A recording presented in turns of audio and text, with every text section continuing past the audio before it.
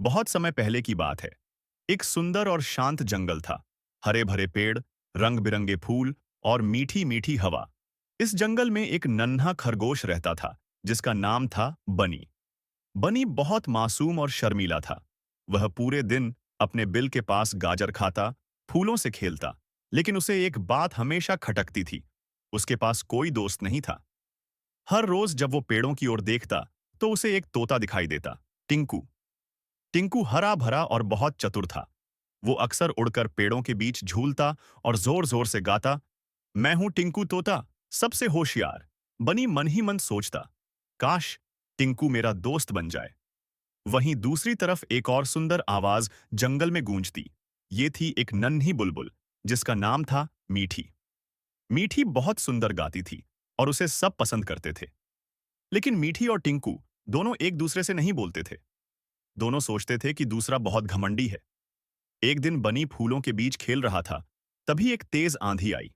हवा इतनी तेज थी कि मीठी उड़ते उड़ते गिर पड़ी और एक झाड़ी में फंस गई।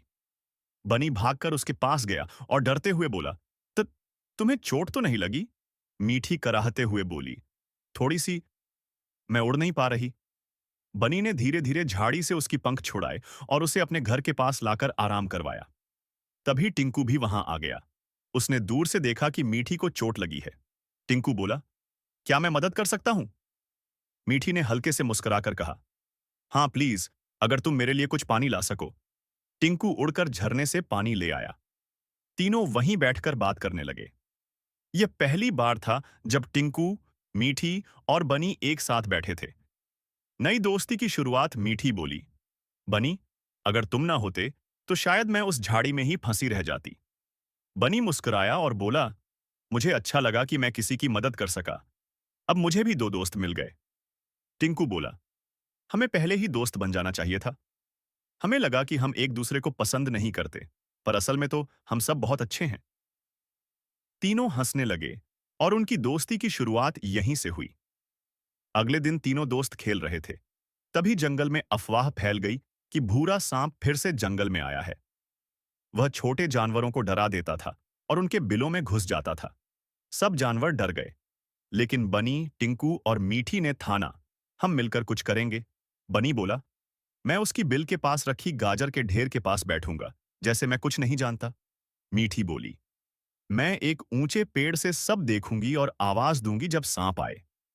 टिंकू बोला, और मैं सांप के सामने अचानक झाड़ी से निकलकर उसके मुंह पर फल गिराऊंगा, जिससे वो डर जाए। तीनों ने अपनी योजना पर काम किया। सांप धीरे धीरे बिल की ओर आया।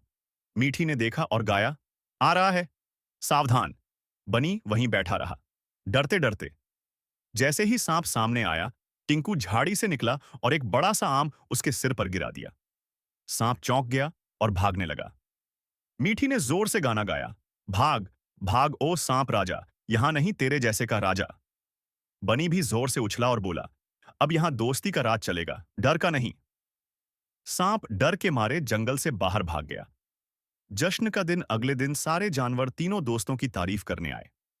उन्होंने मिलकर जंगल बचाया था। कहानी की सीख, मॉरल, सच्ची दोस्ती डर से लड़ना सिखाती है।